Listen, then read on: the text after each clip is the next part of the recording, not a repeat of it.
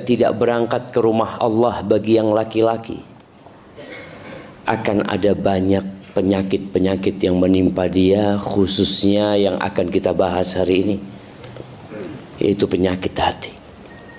Allahumma salli wa sallim ala abdika wa rasulika sayyidina wa maulana wa syafi'ina Muhammad wa ala alihi wa ashabihi ajma'in. Ya Allah, semoga salawat dan salam, berkah dan nikmat senantiasa Engkau curahkan untuk hamba kekasih-Mu, untuk baginda Nabi kita Muhammad alaihi salatu wassalam, untuk keluarga beliau, untuk istri-istri beliau, untuk putra-putri beliau, dan untuk seluruh sahabat Nabi.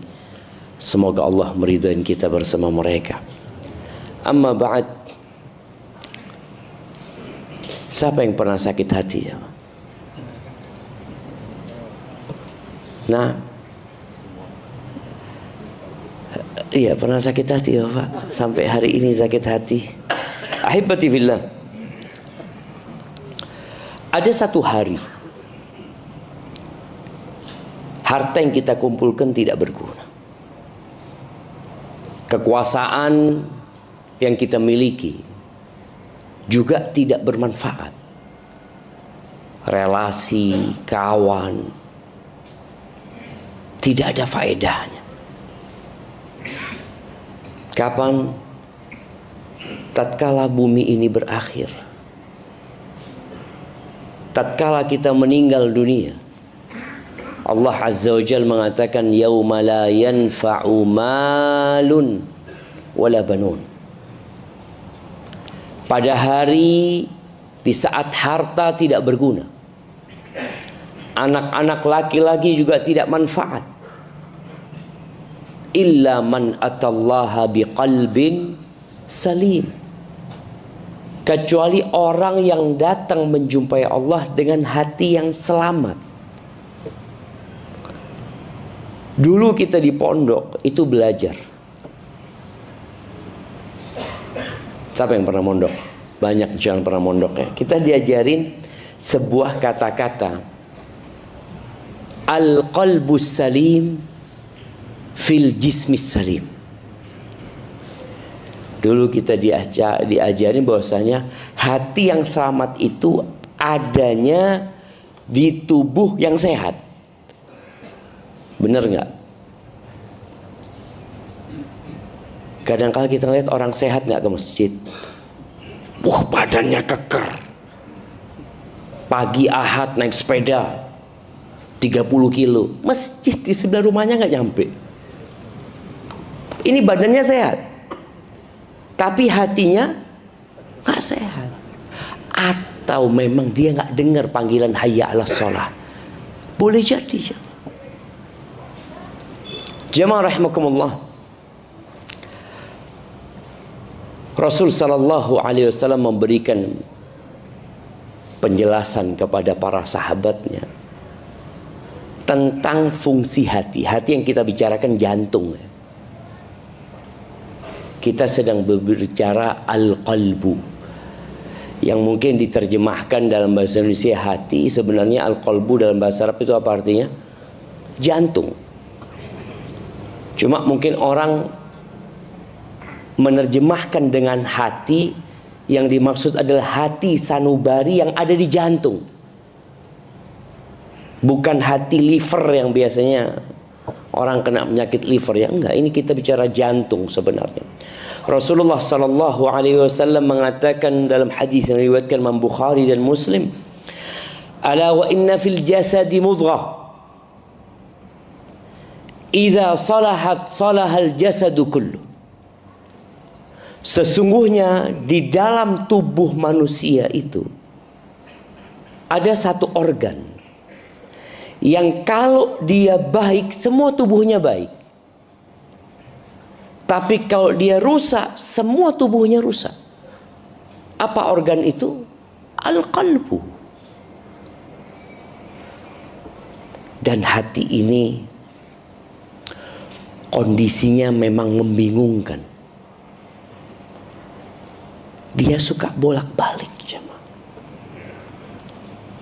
Bagaimana ikhlas ketika itu adalah amalan hati. Seringkali kita harus berjuang dengan hati kita sendiri. Kita berdoa, ya muqallibal qulub, tsabbit qalbi ala dinik. Wahai yang membolak-balikkan hati, tetapkan hatiku di atas agamamu. Dan para ulama ahli sunnah wal jamaah ketika mereka menjelaskan tentang al-iman, mereka mengatakan al-imanu qaulun wa amal.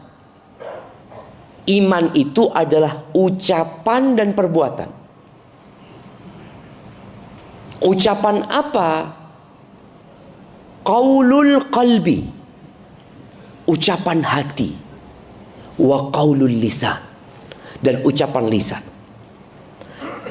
Hati kita emangnya ngomong? Pernah antum dengarkan omongan hati? Para ulama menjelaskan bahwasanya qaulul qalbi, ucapan hati itu adalah at-tasdiq, mempercayai. Kita percaya dengan hati kita. Kita yakin dengan hati kita. Itu ucapan hati. Qaulul lisan, asyhadu an la ilaha illallah wa asyhadu anna Muhammad Rasulullah. Itu seorang yang masuk dalam keimanan, hatinya harus percaya, lisannya harus mengucapkan. Kalau lisannya mengatakan asyhadu an la ilaha illallah wa asyhadu anna Muhammadar Rasulullah sallallahu alaihi wasallam, tapi hatinya tidak percaya, tidak ikut ucapannya lisan, apa namanya? Orang munafik. Orang munafik. Kenapa? Hatinya sakit nih. Allah Azza wa Jalla menceritakan tentang orang munafik ini, jamaah. Idza ja'akal munafiquna qalu nashhadu innaka la rasulullah wallahu ya'lamu innaka la rasuluh wallahu yashhadu innal munafiqina lakadzibun. Orang munafik itu kalau datang dia berbaiat dengan Nabi sallallahu alaihi wasallam, mengatakan asyhadu annaka rasulullah. Benar beliau Rasulullah. Tapi orang munafik bohong. Tapi kondisi orang munafik dari fisiknya jangan ditanya. Apa kata Allah Azza wa Jalla? Wa idza ra'aitahum tu'jibuka ajsamuhum wa in yaqulu tasma' liqaulihim. Orang munafik itu kalau engkau ngelihat, oh, keren-keren jamaah. Takjub. Sahabat itu takjub dengan penampilan orang munafik. Kalau ngomong membuat orang terkesima. Padahal munafik. Dia pandai memutar balikkan fakta. Di surat Al-Baqarah ketika Allah menyebutkan tentang sifat orang-orang beriman, sifat orang-orang munafik, sifat orang-orang kafir, ternyata Allah sebutkan sifat orang munafik lebih banyak daripada orang kafir. Kenapa? Orang kafir jelas. Jelas hadza Nasrani, hadza Yahudi, hadza Majusi, hadza Konghucu, hadza Buddha, jelas mereka. Tapi munafik ini sholat di masjid ini. Ada nggak orang munafik di sini? Afwan.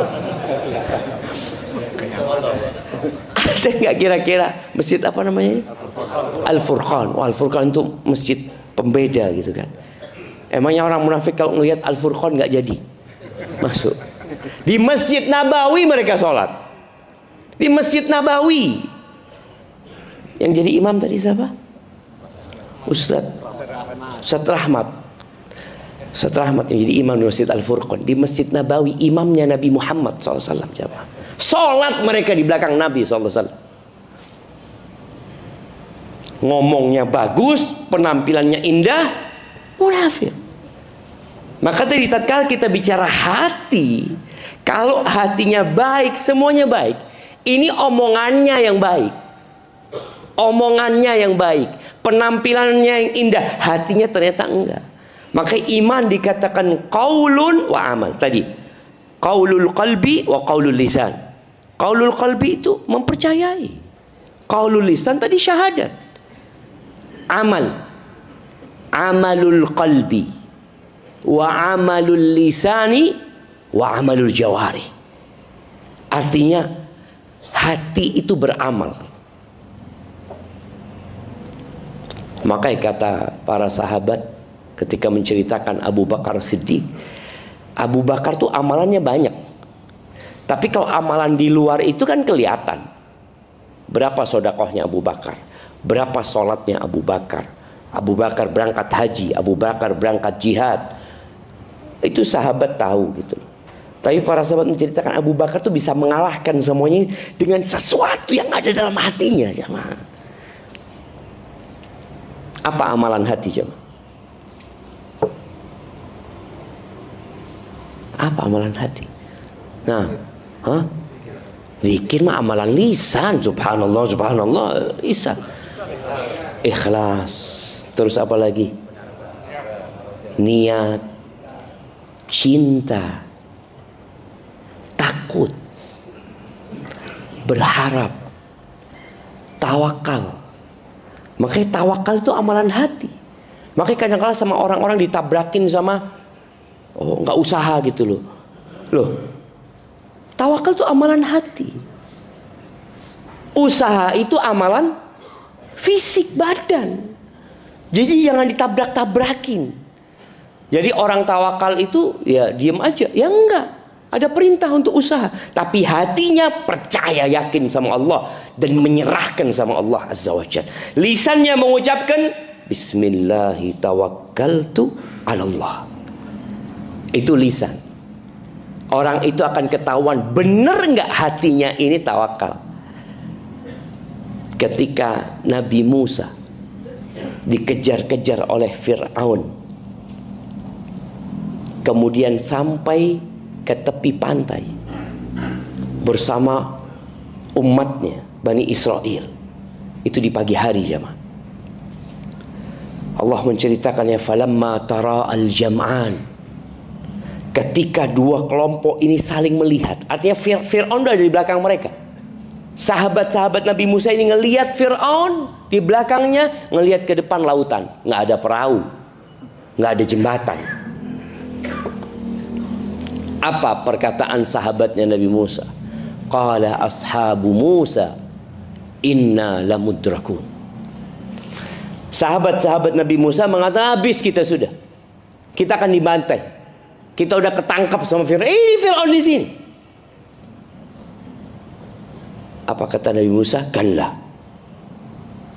Inna ma'iya rabbi sayahdin. Enggak mungkin. Allah yang memerintahkan kepada kita melakukan perjalanan ini. Bersama aku ada Tuhanku. Dia akan memberikan hidayah. Sudah sampaikah hati kita melakukan amalan itu? Tawakal sama saya, tawakal sama Allah. Padahal sebenarnya dia karena punya tabungan masih aman gitu. Aman lah sebenarnya. Jadi dia nggak tawakal. Dia itu karena punya tabungan. Maka sebagian orang itu Allah bikin habis semuanya. Karena dia belum hijrah seutuhnya kepada Allah Azza wa Jalla. Dia belum semuanya diserahkan sama Allah. Antum nggak melihat bagaimana para sahabat Nabi ketika hijrah dari kota Mekah ke kota Madinah, bawa apa mereka jemaah? Rumah ditinggal, orang tua ditinggal, kadangkala bininya pun ditinggal, hartanya pun mungkin yang nggak bisa dibawa ditinggal, usahanya tutup. Berangkat ke kota Madinah, ngapain? Sudah menuju kepada Allah dan Rasul. Kerja apa nanti di Madinah? Usaha apa di Madinah? Yang penting kita menuju kepada Allah dan Rasulnya. Ternyata sampai Madinah betul nggak ada kerjaan, jemaah. Betul, nggak punya rumah. Di mana sahabat tidur? Di masjid. Masjid Nabawi itu tempat tidur, jemaah. Masjid ini boleh tidur. Nggak ada tulisan.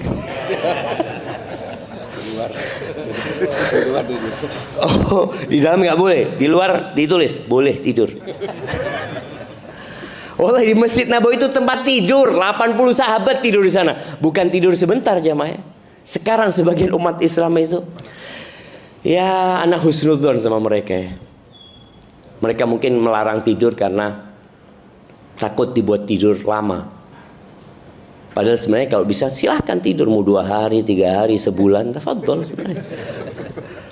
Anak pernah datang ke satu masjid, agak jahat masjidnya itu jemaah.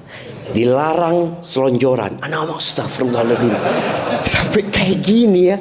Ini orang itu kan dalam perjalanan capek, lelah, kepingin lah. Ini kan, ini udah nggak boleh. Mas itu dilarang selonjoran. Astagfirullahaladzim jemaah. Maka kita lihat tadi bagaimana tawakalnya para sahabat Nabi. Sampai udah. Antum tahu sahabat Nabi yang nikah dengan disuruh nyari cincin? Berani dia nikah, jemaah. Antum berani nikah? Ketika Nabi SAW tidak tertarik dengan wanita yang menawarkan dirinya, beliau sedang tidak ingin menikah.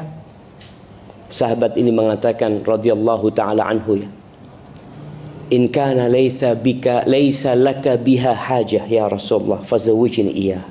Ya Rasulullah, kalau engkau tidak punya keperluan sama perempuan ini untuk menikahinya, nikahkan dia sama aku.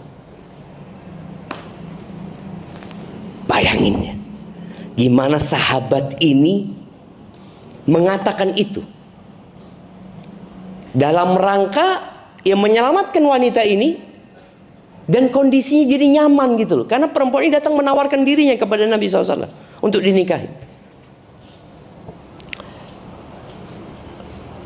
Apa kata Nabi SAW? Engkau punya apa? Kata dia. Enggak punya apa-apa ya Rasulullah.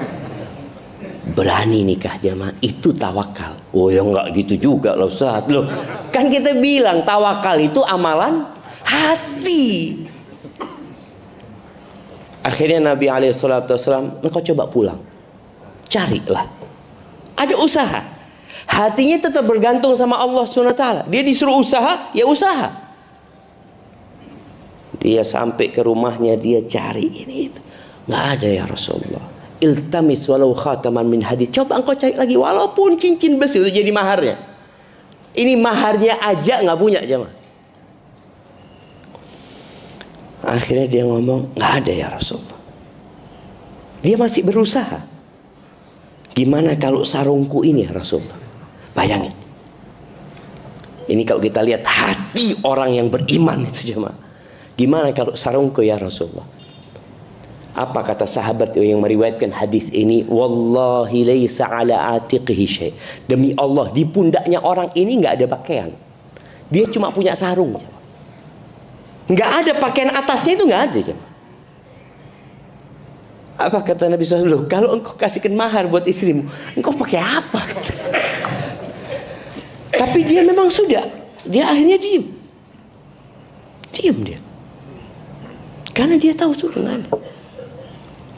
Lalu Nabi SAW bertanya, hal ma'aka syai' minal Qur'an? Engkau punya hafalan Quran? Punya ya Rasulullah.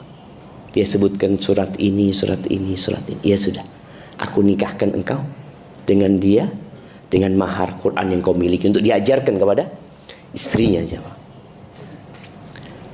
Gimana suami istri ini pulang ke rumahnya suami nggak punya apa-apa jemaah. Ya apa ya ini suamiku, sarung aja cuma bawahan, atasan nggak ada. Tapi itu perempuan juga tawakal sama Allah. Ini Nabi yang nikahkan, sudah pulang. Rizki kalau masih punya umur berarti masih ada rizkinya. Ingat, rizki dan umur itu jalan bersama jemaah. Rizki dan ajal ya. Makanya orang itu kalau rizkinya habis mati, walaupun masih punya rumah, walaupun di rekeningnya dia ada banyak duitnya dia. Kenapa? Ajalnya udah habis, berarti rizkinya udah selesai. Maka seringkali kita melihat ada orang-orang sebelum yang sakit parah, subhanallah ya. Kemudian tahu-tahu dia sebelum meninggal itu sehat ya mah. Dia minta ini, minta itu, macam-macam sama anaknya, dikasih, bahagia anaknya. Ternyata habis dikasih mati ya. Iya, dia hendak menghabiskan rizkinya. Sudah selesai rizkinya mati. Maka tadi kita bicara amalan hati. itu bukan terkadang, seharusnya lebih besar daripada amalan raga. Cinta kita, rasa takut kita kepada Allah, ya, tawakal kita, niat tadi. Amalan lisan apa? Zikir. Siapa yang nggak bisa berzikir? Subhanallah, subhanallah, subhanallah, subhanallah. Apalagi orang kalau zikirnya pakai tasbih. Boleh zikir pakai tasbih. Menurut pendapat yang benar atau yang lebih kuat, boleh zikir pakai tasbih. Tapi nggak usah dibawa keluar rumah lah. Antum di rumah mungkin mau zikir banyak. Nggak zikir banyak. Pakai tasbih. Anak zikirnya Ustaz, ya mungkin anak biasanya salawat kepada Nabi SAW pagi hari itu 1000 kali Ustaz umpamanya. Ya udah, mungkin dia mau ngitung di rumahnya. Takut orang kalau nggak ngitung zikirnya, dia kadang-kadang merasa sudah banyak. Allahumma sholli ala Muhammad wa ala ali Muhammad. Kayaknya udah 200. 200 mana tuh? Belum ngitung. Tapi lebih utama berzikir dengan tangan kita. Nah, zikir itu amalan lisan. Jadi lisan kita beramal, walaupun kadang-kadang nggak nyambung sama hati. Kan ada orang yang zikir nggak nyambung sama hati. Antum habis sholat, apakah langsung connect sama hati antum ketika membaca subhanallah? Kadang-kadang enggak. Subhanallah, subhanallah, subhanallah, subhanallah. Baru mau 33, subhanallah, subhanallah. Baru mulai connect sama hati. Hatinya mulai merasakan kecintaan kepada Allah, pengagungan kepada Allah. Nah, itu yang akan dapat pahala lebih besar lagi nanti. Tapi orang ketika berzikir insya Allah tetap akan dapat pahala. Seperti baca Quran, itu amalan lisan. Maka berapa banyak orang baca Quran? Apa artinya? Wallahu a'lam, tidak tahu anak. Tapi suruh baca, anak baca. Itu amalan lisan baca Al-Quran. Tapi ketika tadabbur Quran, itu amalan hati. Dia mulai mentadabburi Al-Quran. Dan Allah perintahkan, kitabun anzalnahu ilaika mubarakun liyadabbaru ayatihi. Agar ditadabburi ayatnya. Itu kitab diturunkan, dibaca dengan lisannya, dipandang dengan matanya, ditadabburi dengan hati. Tapi kemudian iman itu adalah amalan fisik kita. Jamaah rahimakumullah, kalau bicara hati, Abu Hurairah radhiyallahu taala anhu mengatakan al-qalbu malik. Hati itu raja. Wal a'dha'u junudu. Raga kita semua ini adalah tentaranya raja. Fa idza tabal malik tabat junuduhu. Kalau rajanya baik, insya Allah tentara-tentaranya baik. Raja kalau minum, kira-kira tentaranya minum enggak? Ikut minum. Rajanya korupsi, kira-kira tentaranya ya ikut korupsi. Rajanya telat sholat subuh, tentaranya sholat duha. Sholat subuhnya sholat duha. Yang rajanya telat sholat subuhnya seperti itu. Artinya Abu Hurairah menggambarkan hati ini yang mengontrol semua fisik kita. Jadi kalau ada orang ini kadang-kala emak-emak ya menghadapi suami yang mungkin ya suaminya suka main game, dengar adzan masih main game. Istrinya mengatakan, "Bang, sudah adzan." "Iya, emangnya aku tuli." "Dengar aku lah." Kita lihat jamaah, dia dengar, tapi telinganya yang dengar, hatinya nggak dengar. Berapa banyak orang yang mendengar dengan telinganya, tapi hatinya nggak dengar.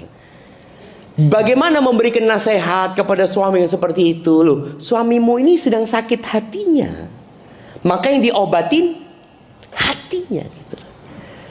Jadi bukan ditarik-tarik atau diteriakin, enggak. Bagaimana ngobatin hati? Ini nanti kita akan bicarakan bagaimana cara mengobatin hati.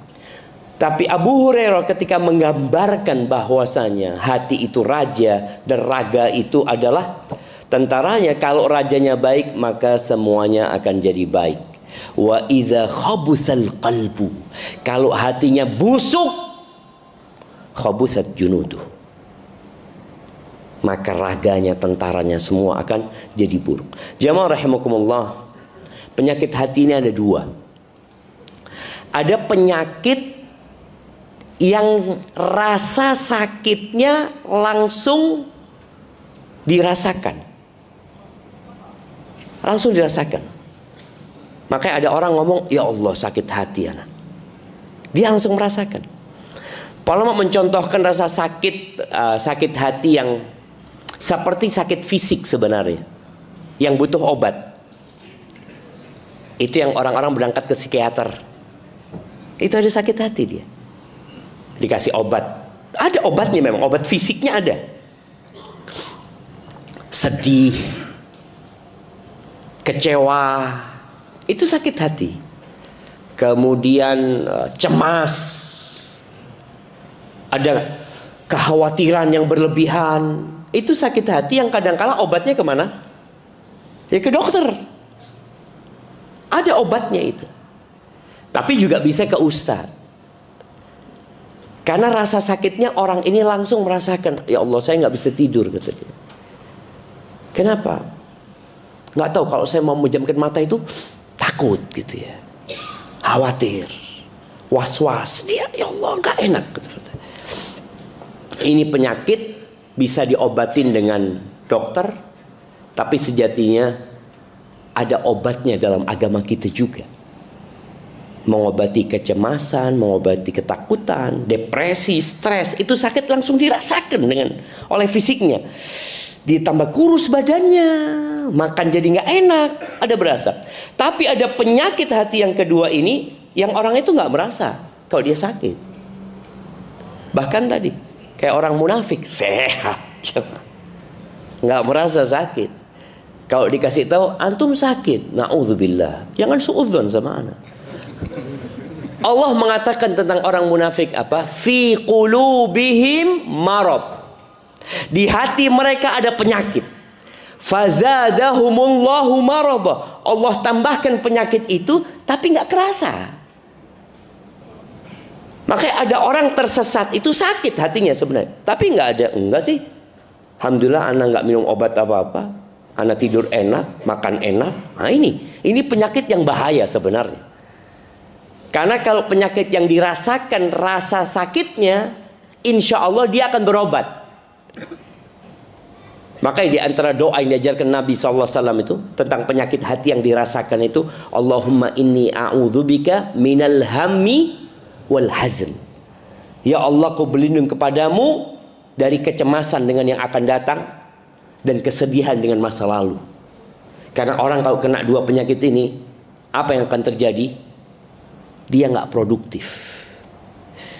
Apabila dia seorang istri, dia biasanya tidak akan menjalankan tugas-tugasnya terhadap suami, anak-anaknya, karena dia sedang, aku sedih gitu loh. Iya engkau sedih, tapi ada anak-anakmu ini. Karena ada orang yang ditinggal mati oleh suaminya. Kalau tinggal mati suami kadang-kala seneng dia, nggak sakit hati, alhamdulillah ya Allah. Ada suami-suami yang memang ditunggu mati sama istrinya. Antum kan nggak merasa. Ada perempuan-perempuan yang curhat sama anak-anak, kepingin dia mati, ngomongnya poligami. Allah, anak doakan mati dia sebelum poligami. Dan ada loh seorang wanita yang ngatakan sama anak, Ustaz, anak hampir dipoligami Ustaz sama suami anak terus doa minta sama Allah, alhamdulillah mati dia Ustaz. Dicabut doanya sama Allah, nggak sempat poligami gitu. Iya, tadi ada orang yang sakit hati sehingga dia nggak produktif. Kalau dia sedih kemudian dia baca Quran, ya, dia dapat obatnya tuh. Dia cemas kemudian dia banyak berzikir, karena dengan berzikir hati akan menjadi tenang sebenarnya. Dia akan merasakan kebahagiaan. Tapi tadi ada penyakit yang orang itu nggak berasa kalau dia sakit. Nggak ada sesuatu beban dalam hidup dia. Dia nyaman aja. Seperti orang-orang kafir. Mereka dengan kekufurannya nyaman. Bahkan mereka membela kekufuran mereka. Bagaimana cerita Nabi Ibrahim dilemparkan ke api sama kaumnya. Selamat dari api neraka keluar. Kaumnya ada yang beriman? Nggak ada. Cuma Nabi Lut alaihi salam. Bagaimana Nabi Nuh alaihi salatu wassalam 950 tahun berdakwah. Tapi karena kaumnya merasa tidak sakit, maka mereka merasa nggak perlu sama Nabi Nuh. Tapi kalau sedih, cemas, orang kadang perlu dibawa ke psikiater. Ini gimana orang ini jadi seperti yang dulu. Tapi ada penyakit yang tidak dirasakan atau tidak menimbulkan rasa sakit di hati. Seperti apa jamaah? Seperti kebodohan, seperti kemunafikan, seperti keraguan dengan agama. Dan penyebab penyakit hati ini banyak. Yang pertama adalah kebodohan, al-jahl. Makanya zaman sebelum Islam itu disebut zaman apa? Jahiliyah.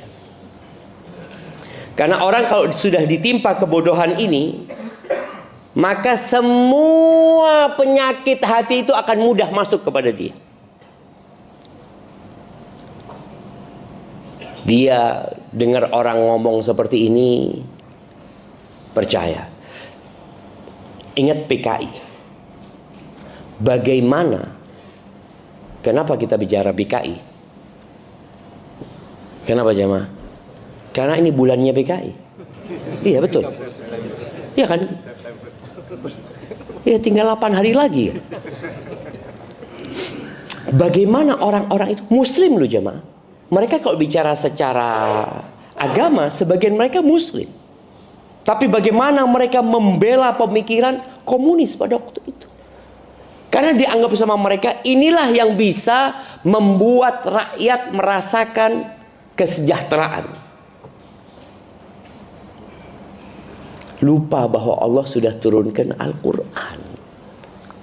Tidak perlu kita pemikiran-pemikiran Karl Marx atau pemikiran siapa. Allah sudah turunkan Al-Quran dan Allah utus Nabi Muhammad SAW.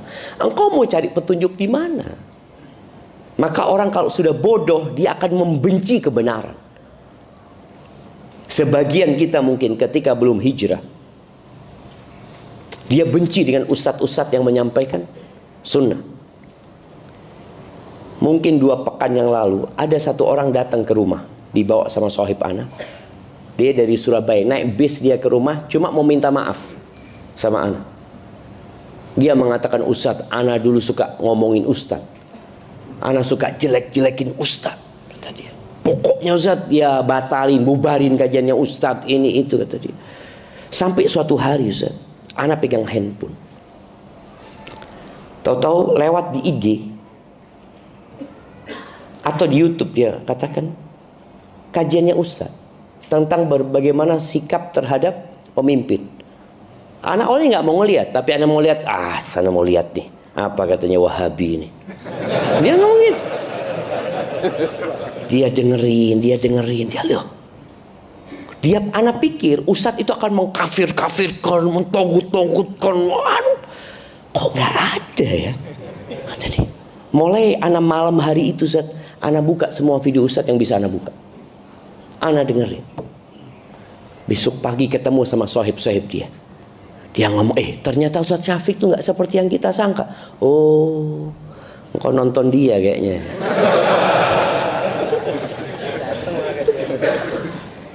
Di situ jemaah. Kebodohan ini memang membuat orang membenci. Bagaimana orang-orang musyrikin itu berusaha membuat orang-orang tidak kenal dengan Nabi Muhammad SAW. Mereka katakan Nabi Muhammad adalah sallallahu alaihi wasallam penyihir, orang gila, terus dukun, paranormal, pendusta. Pokoknya dikasih nama-nama yang buruk supaya orang ini nggak mendengarkan. Sampai ada satu orang kafir, orang musyrik yang lagi umroh, ketika dia masuk Mekah udah dikasih tahu sama orang-orang Quraisy, hati-hati ya, di tempat kita ada satu orang penyihir. Engkau dengar omongannya langsung kau tersihir sama dia. Oh gitu. Namanya Tufail bin Amr ad-Dawsi. Itu Tufail pasang kapas di kupingnya. Karena kebodohan dia. Dia tawaf ya, dia tahu orangnya, oh itu Muhammad namanya sallallahu alaihi wasallam.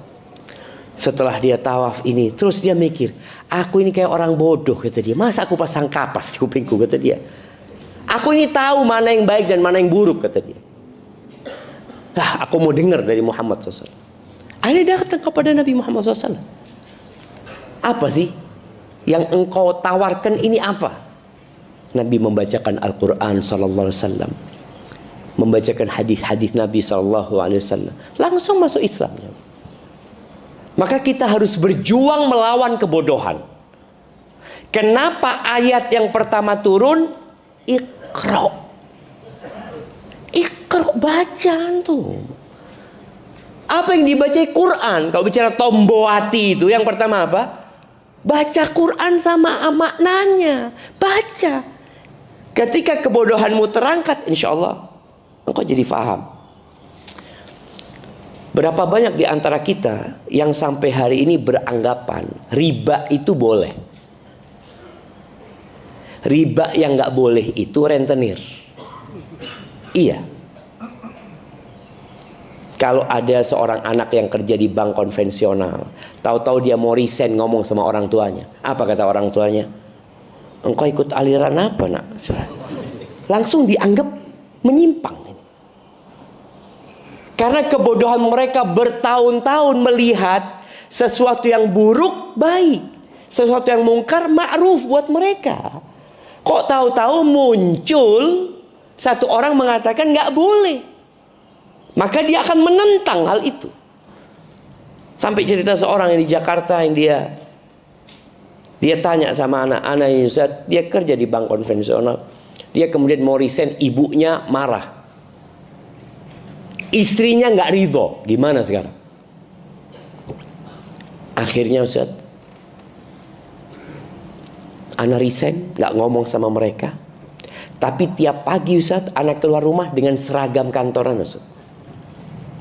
Sampai mobil anak ganti, anak buka, anak akhirnya taksi online Ustaz. Bertahun-tahun dia lakukan ini. Karena yang dia hadapi tadi ini orang yang kalau dikasih tahu nggak bisa. Dia punya penyakit tapi dia nggak sadar. Makanya nanti penghuni neraka itu apa kata mereka? Lau kunna nasma au naqil, kalau dulu ketika kita hidup di dunia kami mau dengar. Kami mau dengar aja. Kemudian kami mau mikir. Yang disampaikan ini ada landasannya atau tidak? Kalau mau itu, makunna fi ashabis sa'id. Kita nggak akan jadi penghuni neraka. Cuma tadi mereka nggak mau. Kemudian yang menjadi penyebab penyakit hati ini syahwat. Orang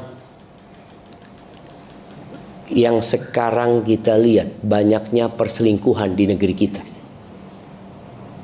Jadi fenomena perselingkuhan ini fenomena gunung es jemaah. Yang muncul di luar itu dikit. Ketika Anda membaca pekerjaan yang rawan dengan perselingkuhan,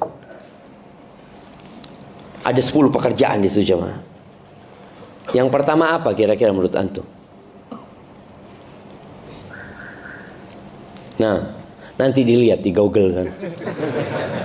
Kalau nggak salah, Anda udah lupa ya. Kalau nggak salah yang pertama itu penerbangan. Nah, yang kedua itu kesehatan. Rumah sakit, ini itu. Artinya memang daerah-daerah yang rawan laki-laki dan perempuan itu berduaan. Kumpul ini itu, ketawa ketiwi ya, ini itu. Enggak, hati anak bersih. Gak ada perasaan apa-apa. Anak cinta sama istri anak. Masya Allah. Terus engkau kayak gitu, ya udah lingkungannya kayak gini. Betul jemaah. Orang sakit tapi nggak merasa. Karena memang nggak ada rasa sakitnya. Yang ada kesenangan malah di hatinya. Ada bapak-bapak yang suka WA sama teman perempuan di kantornya. Ada di sini? Ada. Kadang-kadang istrinya tahu. Kata suami, ya Allah, teman kantor. nggak ada apa-apa. Cuma tanya gimana kabarmu ini itu. Ya kita kan sebagai sesama manusia harus memberikan perhatian lah. Apalagi dia janda, kesian. Ini jamaah. Ini orang sakit hatinya, tapi nggak merasa sakit dia. Makanya sulit kasih taunya. Kalau orang sakit hati kasih obat penenang. Ini abang anak kasih obat penenang. Insya Allah abang minum ini nggak bangun lagi bang. Subhanallah. Iya, itu syahwat itu. Kemudian syahwat itu bukan hanya syahwat kepada wanita, syahwat kepada kekuasaan, syahwat kepada harta. Kalau bicara kekuasaan, orang menjadi penguasa untuk apa? Untuk cari harta? Atau harta untuk cari kekuasaan? Biasanya kita sering dengar harta, tahta, wanita. Ini syahwat semuanya. Dan Nabi SAW mengatakan, "Madhibani ja'i'an." Tidaklah dua serigala yang lapar yang dilepas di kandang domba. Gimana serigala lapar dilepas di dalam kandang domba, yang dombanya nggak bisa lari kemana-mana, lebih merusak daripada hirsul mar'i, daripada ambisi seseorang kepada jabatan dan kepada harta dalam merusak agama seseorang. Jadi rusaknya agama itu lebih parah kalau sudah ada ambisi harta dan kekuasaan daripada rusaknya tuh domba-domba yang dikirimin 2 ekor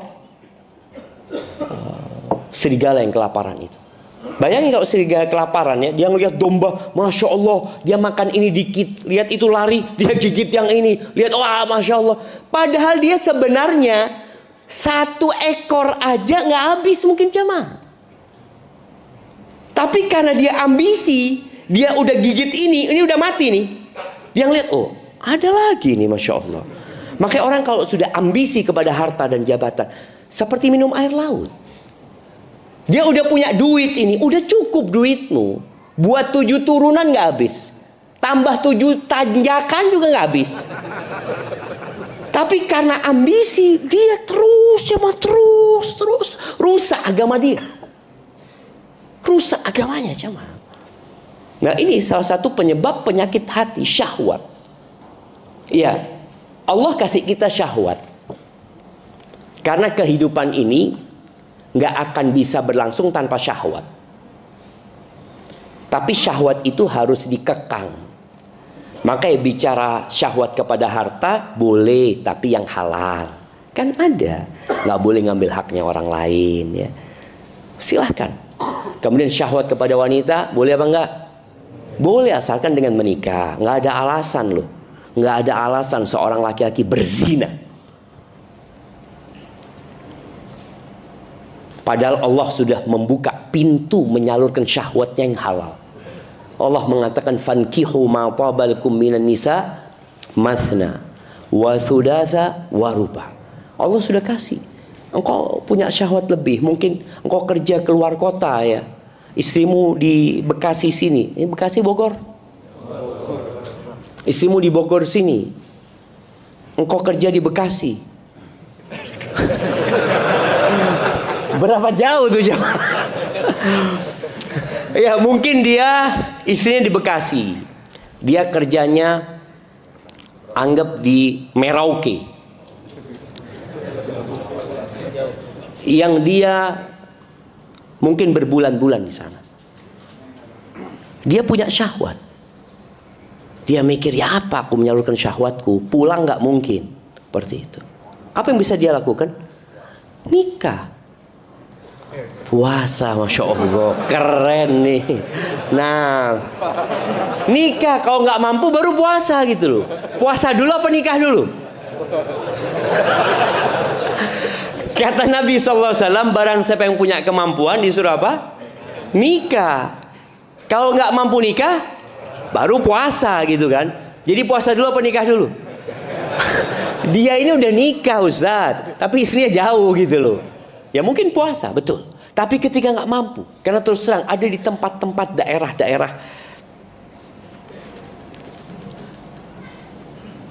apa ya? Daerah pekerjaan tambang ini itu ya, yang jauh mereka mungkin berbulan-bulan di sana. Di sana ada pelacur-pelacur yang memang melacurkan diri sama. Sampai anak punya kawan, seorang insinyur dikirim ke sana, sakit dia. Berangkat ada dokternya, lengkap apa semuanya. Dia datang ke dokter. Dok, anak sakit dok, kata dia. Sakit apa? Biasalah dok. Ya Allah, kata dokter. Kok nggak pakai pengaman, kata dia. Loh, sakit apa dok, kata dia. Lah anak pilek dok, maksudnya sakit biasa, sakit pilek biasa. Pikirnya dokter sakit kelamin. Karena rata-rata penyakitnya di sana itu penyakit kelamin. Mereka berzina. Karena mereka berpikir kalau kawin lagi, aduh Zat, kawin lagi ruwet Ustaz. Belum menghadapi mertua, menghadapi kakak ipar, menghadapi istri, sayang sama anak-anak. Aduh enggak Ustaz, enggak, sudahlah. Asallah kalau punya keinginan salurkan dikit, nanti tobat sama Allah. Na'udzubillah. Memang betul, ketika seorang melangkah ke tempat yang halal, berjuang dan berkorban. Orang kalau cuma berzina, dia punya uang 100 juta. Kira-kira bisa berzina dengan berapa wanita dia cuma? Berapa wanita?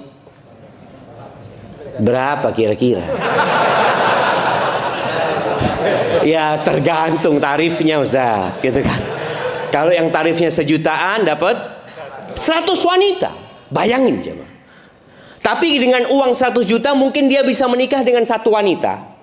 Dia menikah dengan satu wanita, tapi ruwetnya bertahun-tahun. Betul. Nabi SAW istrinya 9. Antum pikir tenang-tenang Nabi SAW? Oh, piring pecah di rumah Nabi SAW. Piring pecah. Sallallahu ala Nabi SAW. Jadi ingat, jangan sampai syahwat antum, karena antum berpikir menyelamatkan rumah tangga. Ya, anak-anak nggak mau nikah lagi lah. Kalau antum nggak nikah lagi, bisa puasa, bisa menjaga diri, alhamdulillah, itu yang diharapkan. Tapi kalau kemudian antum berpikir berzina, karena melihat kawan-kawan antum semua di sana pada berzina, mereka berzina aman-aman aja, engkau nggak apa-apa, aman lah, nggak ada yang tahu. Padahal Allah mengawasi mereka. Padahal sejatinya lelaki yang berzina akan membawa laknat ke rumahnya, menghilangkan berkah di keluarganya. Tapi ketika dia menikah lagi, memang terjadi keributan, tapi halal. Maka ingat, nggak ada alasan seorang laki-laki berzina. Ya Ustaz, istri ana nggak memberikan izin. Ustaz. Siapa izin? Istrinya yang mengizinkan jemaah. Antum boleh jadi sampai mati, yang nggak dikasih izin. Tapi kalau antum cukup satu, alhamdulillah. Jangan dibohong-bohongi sama teman. Antum kenapa nggak nikah lagi? Ada yang suka dorong-dorong kawannya jemaah untuk kawin lagi, padahal orang ini nggak butuh. Akhirnya karena dorongan itu, bener juga katamu ya. Akhirnya dia nikah, berantakan rumah tangganya. Karena dia hanya dikasih doping sama kawannya, bukan karena kebutuhan. Maka ingat, ini termasuk yang membuat penyakit hati syahwat jemaah. Syahwat kepada wanita, syahwat kepada harta, syahwat kepada kekuasaan. Kemudian ahibati fillah, yang membuat penyakit hati ini adalah kawan-kawan buruk, lingkungan yang buruk.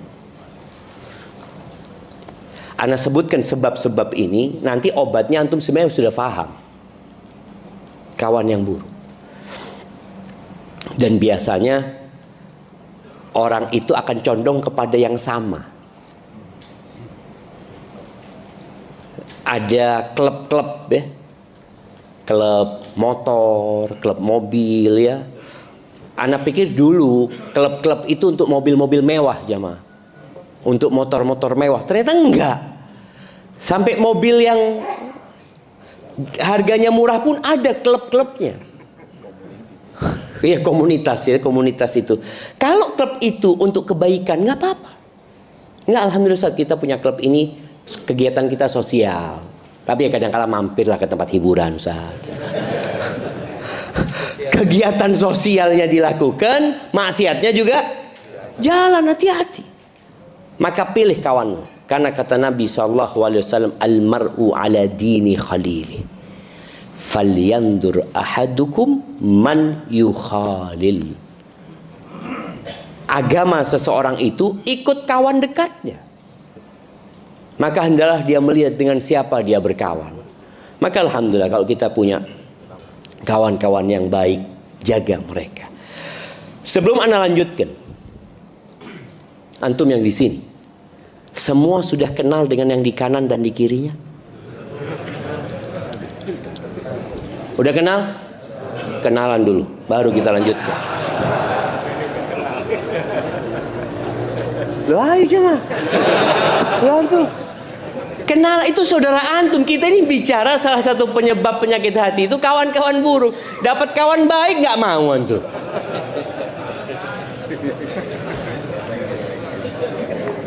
Bentar lagi anak akan tes, anak akan tanya, anak akan tunjuk, anak akan tanya dia kenal nggak dengan yang kanan. Tanya siapa namanya, dari mana, apa pekerjaannya. 3. Sudah?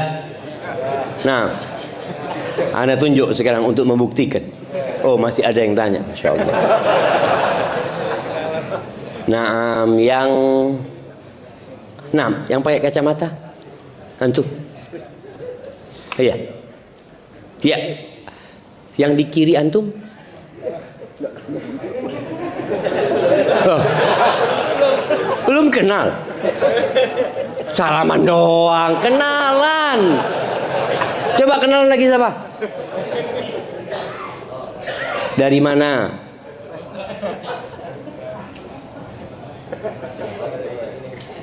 Dari sini. Dari sini mana? Tapi kerjaannya apa udah tahu?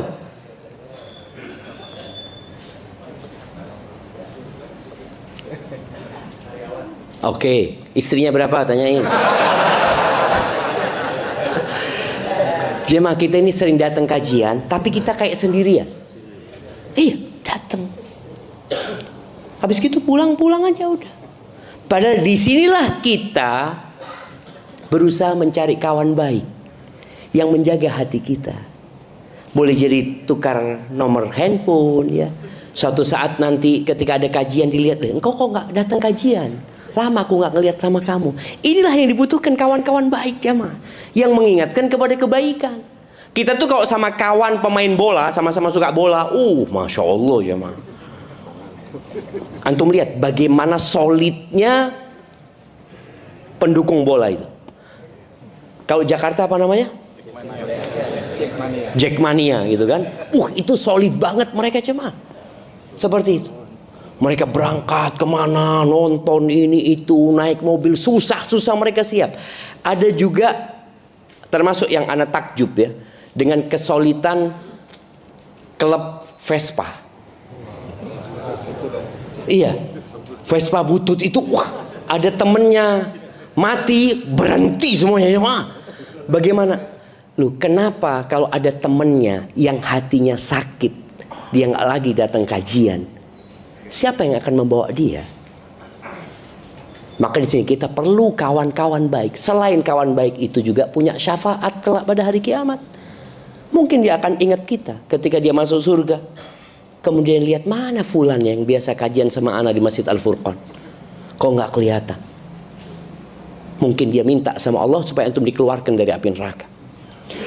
Maka tolong, itu termasuk yang merusak hati. Kawan-kawan yang buruk. Kemudian memperbanyak hal-hal yang mubah. Itu termasuk merusak hati. Seperti apa? Banyak tidur, banyak makan. Kan ada orang yang kerjanya kulineran terus. Ya kuliner sana, kuliner sini, macam-macam dia kemana-mana. Waktunya habis untuk perjalanan saja, jemaah. Ada orang yang makan nasi goreng di Dago di Bandung.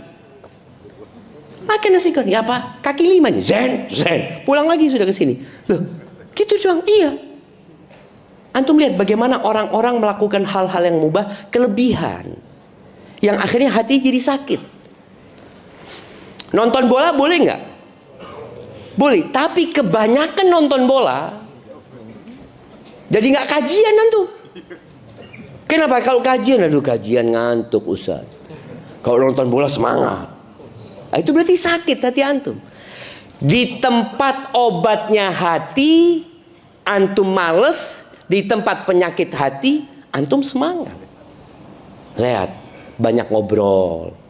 Sekarang ini adanya kafe-kafe yang kadang-kala orang duduk cuma beli kopi, ngobrolnya 3 jam. Kajian 1 jam sambil tidur masih.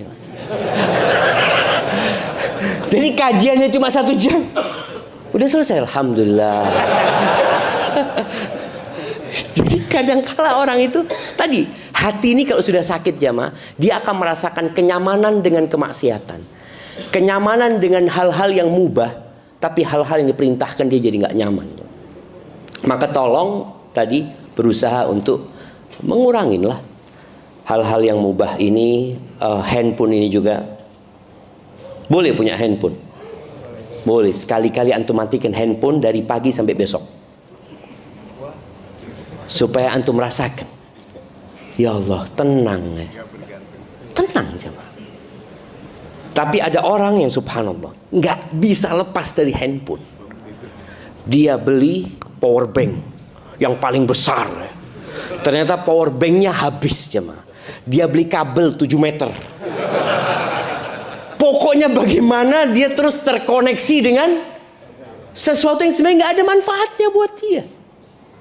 Ada sebagian orang yang nggak berani matikan handphonenya ketika mau tidur. Nggak berani. Takut ada rezeki, Ustaz. Allahu Akbar. Nolak rezeki kan nggak boleh, Ustaz. Berusaha kita jemaah. Boleh pegang handphone. Anak-anak saja harus dibatasi pegang handphone. Oh ya kan anak-anak Ustaz belum ngerti, Ustaz. Kalau kita bapak-bapak alhamdulillah udah paham. Paham apa? Kita kadang-kala juga menyusahkan anak dan istri kita. Sampai ada seorang keluarga yang mengatakan kita punya bapak itu al-hadirul ghaib, kata dia. Al-hadirul ghaib. Ada bapaknya ada itu, kata dia. Ngapain? Nggak tahu. Kita lihat bapak kita, diajak ngobrol nggak nyambung. Maka usahakan ketika makan handphone nggak dibawa. Anak ngomong sama istri anak, kalau nyuapin anak, makan sama anak, jangan nonton sesuatu apapun. Kan banyak orang sekarang nonton sambil makan. Anak ngomong enggak. Ini kesempatan ibu menjalin komunikasi dengan anaknya. Sambil makan, cerita, ngobrol, bermain, ini itu. Bukan dikasih tontonan, anaknya nonton, emaknya nonton. Udah bisa kasih makan lagi, nonton lagi maknya. Jangan. Maka berusaha aja. Ahibati fillah. Ya, kalau bicara itu sebab-sebab orang yang sakit hati. Tandanya orang yang sakit hati itu dia sudah tidak lagi mengingkari kemungkaran.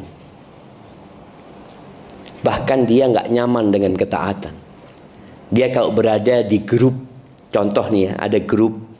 Lalu ada yang kirim urusan agama, mengingatkan sholat subuh umpamanya. Langsung ini grup bukan urusan agama ya. Ini grup urusan sepak bola. Iya, benar-benar dia itu nggak mau ada agama. Ini tanda orang sakit. Ketika ngobrol masalah agama, dia seperti ikan yang keluar dari air. Benci dengan hukum-hukum agama. Jadi kalau sudah bicara syariat, aduh syariat lagi. Apa obat sakit hati ini? Sebagian ulama menyebutkan ada banyak lah obat sakit hati ya. Ada 5 tombok hati yang mungkin sering kita dengar ya. Itu ucapan salah satu dari ulama. Yang pertama adalah qiraatul Quran bitadabbur. Membaca Al-Quran dengan tadabbur. Maka lihatlah orang-orang yang sakit hati, biasanya dia baca Quran tapi dia nggak mentadabburi, atau dia memang nggak pernah baca Quran. Maka nasihat ana, jangan sampai antum memejamkan mata di malam hari kecuali sudah baca Quran dengan tadabbur, walaupun 1 ayat. Kalau bisa 1 lembar, antum baca 1 lembar, antum baca artinya, antum renungkan. Sudah, tutup. Insya Allah kalau tiap hari antum baca Al-Quran 1 halaman, bukan 1 lembar ya, 1 halaman, Berapa tahun hatam? 2 tahun insya Allah hatam jemaah. 2 tahun hatam. Nanti ketemu lagi. Tapi jangan sampai ada hari berlalu antum nggak baca Quran. Tolong baca Quran sama ditadabburinya. Antum akan rasakan nikmatnya. Sampai Utsman bin Affan mengatakan, "Lau tahurat qulubukum ma syabi'at min kalami rabbikum."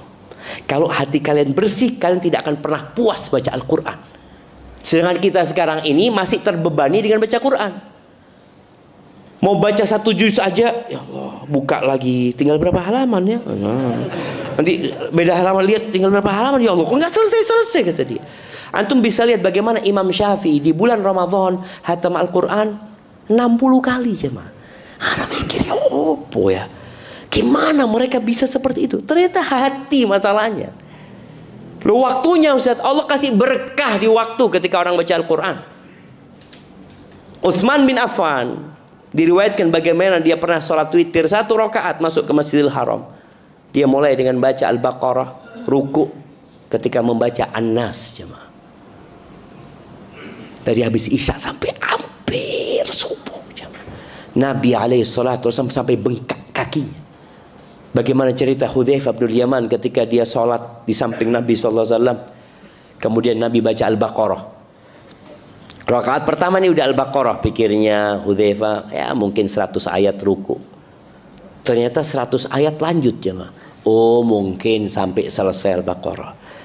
Selesai Al-Baqarah masuk ke surat An-Nisa, disebutkan di sana. Sampai katanya Hudzaifah, aku punya niat nggak benar sampai waktu itu.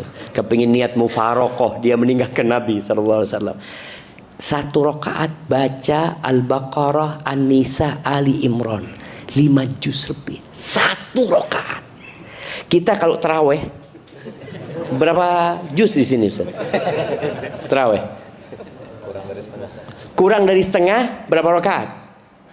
11 rakaat kurang setengah juz jemaah. Bayangin antum. Ini Nabi alaihissalam 1 rakaat 5 juz. Gimana kalau 11 rakaat? Belum lagi rukunya itu hampir sama dengan berdirinya. Ingat, ini sholat sunnah. Kalau sholat wajib, imam harus memperhatikan makmumnya. Kalau sholat sunnah, oh fadol, boleh mau ikut, boleh enggak, seperti itu. Makanya banyak orang kalau sudah imamnya panjang, besok diganti imamnya. Mana imamnya sudah ganti? Ya, yang pertama baca Al-Quran dengan mentadabburi. Usahakan. Kita setelah dengar kajian ini sudah bikin kesepakatan dengan diri kita. 1 hari 1 halaman sama artinya, paling enggak. Yang kedua, puasa. Ngurangin makan, jemaah. Ngurangin makan. Karena memang banyak makan itu membuat orang ya jadi lemes, jadi malas bergerak. Maka hendaklah puasa sunnah paling tidak 1 bulan 1 kali. 1 kali. Pernah ada sahabat Nabi SAW yang tanya sama Nabi SAW, ya Rasulullah, ajarin aku tentang puasa. Sum yauman min kulli syahr, kata Nabi.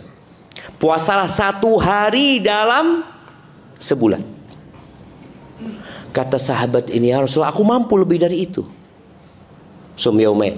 Akhirnya Nabi SAW mengatakan, puasalah 3 hari dalam sebulan. Itu seperti puasa 1 tahun. Artinya kalau tiap bulan 3 hari, 3 hari, 3 hari, 3 hari. Dan sebaik-baiknya amalan itu yang berkesinambungan walaupun sedikit. Karena ada orang yang puasa Ramadan kemudian nggak pernah ketemu puasa lagi udah. Kecuali Ramadan. Makanya orang-orang yang nggak pernah puasa itu ketika masuk Ramadan hari pertama apa yang terjadi? Balas dendam dia aja mah. Balas dendam. Karena dia nggak terbiasa. Makanya kita lihat ya. Orang kalau sudah makan beli takjil, jangan makan, beli takjil. Hari pertama semua dia beli. Dia taruh di meja makan. Allah Akbar, ada kolak ya, ada ini, ya Allah, lihat jam, ya Allah. Kalau bisa dia telepon ke masjid. Nggak bisa adzannya disegerakan, Pak. Artinya dia nggak terbiasa. Biasakan sebulan sehari. Jadi orang yang nggak pernah puasa sunnah, usahakan sehari sebulan. Itu termasuk tombol hati. Nanti kalau sudah setahun, alhamdulillah antum istiqomah, mungkin bisa ditambah 3 hari. Alhamdulillah bisa istiqomah, ditambah Senin, kemis umpamanya. Semua sesuai dengan kemampuan, tapi paling endah kita punya amalan puasa dalam setiap bulan. Taib, yang ketiga wa qiyamul lail. Salat malam. Paling sedikitnya witir sebelum tidur. Jadi antum salat Isya berjamaah di masjid, pulang kalau takut umpamanya nggak bangun, udah salat witir. Nabi SAW mewasiatkan kepada Abu Hurairah radhiyallahu anhu untuk tidak tidur kecuali salat witir. Sudah salat witir. Jadi salat malam antum. Tapi yang mampu lebih lah. Umpamanya enggak, aku mau salat sebelum subuh. Ya alhamdulillah lebih utama sepertiga malam akhir. Tapi ketika tidak mampu, udah sebelum tidur. Yang penting istiqomah. Paling enggak 3 lah antum. Walaupun witir boleh 1, antum ambil 3. Kalau memang antum males, ya bacanya nggak usah panjang-panjang. Karena ada orang yang mulai awal sholat malam, kan boleh sholat sunnah buka Quran kan. Awal pertama sholat malam langsung baca Al-Baqarah. Kan katanya Ustaz Nabi baca 5 juz, ana coba. Akhirnya besok nggak sholat lagi antum. Enggak, pelan-pelan lah, pelan-pelan. Yang penting istiqomah dulu. Paling enggak sebelum tidur 3 lah. Kalau bisa sebelum subuh lebih baik. Kemudian yang keempat, berdoa di waktu sahur. Ini akhirnya bangun malamnya kalau bisa di akhir malam. Jadi sebelum subuh antum beristighfar. Mohon ampun sama Allah Azza wa Jalla dan berdoa. Allah mengatakan tentang penghuni surga, kata Allah Azza wa Jalla, wa bil ashari hum yastaghfirun. Di waktu sahur mereka itu istighfar. Kita lihat ya di negeri kita, bukan negeri kita, di banyak negeri sebenarnya. Ketika bulan Ramadan di waktu sahur itu malah banyak tontonan yang membuat orang lupa dengan sifat penghuni surga.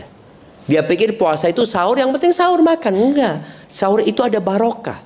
Bukan barokah makannya saja, barokah waktunya juga di sana. Kita nggak pernah bangun, kita lihat orang-orang yang nggak pernah bangun itu bangun untuk apa? Untuk makan, karena dia mau sahur, mau puasa dia. Tapi bagaimana dia menggunakan itu untuk berdoa. Kemudian yang terakhir adalah wa mujalasatus salihin. Ya kumpul sama orang-orang soleh lah. Jadi antum datang ke masjid tadi, cari kawan baru, insya Allah orang-orang yang ke masjid ini baik agamanya. Semoga akhlaknya juga baik seperti itu. Hadza wallahu alam bissawab. Itu yang dapat